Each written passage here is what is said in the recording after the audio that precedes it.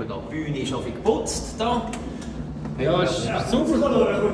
Ja, jetzt haben wir ein Konzert dafür schon gehabt, gell? Ist gut gegangen, oder? Sensationell. Ist gut gewesen, super. Ja, wir haben uns jetzt gefallen. Ja, wir haben gedacht, wir machen jetzt noch eine kurze Einführung, was so hinter der Bühne alles ein bisschen passiert, jetzt sehen wir oder? hier eigentlich so ein bisschen das, was wir alle alles mitnehmen. Also wir haben 3 Wäschmaschinen haben wir alle immer dabei, wenn wir auch an ein Konzert gehen. Da sehen wir hier alles, was wir etwa brauchen, ein bisschen zum Putzen, weil die Bühne muss einfach sauber sein, sonst können wir davon auch nicht singen. Und daher sind noch die Schweißtücher für alle. Oder?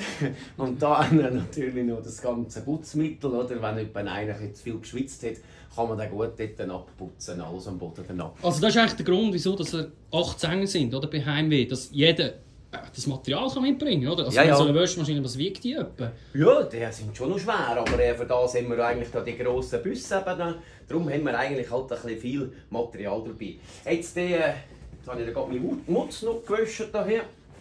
Wie ist das so? Wie wäscht man den so jedes zweite Mal oder nach einer Woche, nach 3, 4 Gigs? Müsste eigentlich schon nach jedem Konzert, aber jetzt, das ist jetzt vielleicht eins im Jahr. Ist jetzt gerade heute ist jetzt da gerade, ja, wir haben eben schon wieder so Zeit. Und jetzt hier haben wir noch unsere Spezialmaschine, der Mutz kommt jetzt hier durch, dann kann man ihn so durchdrücken, so.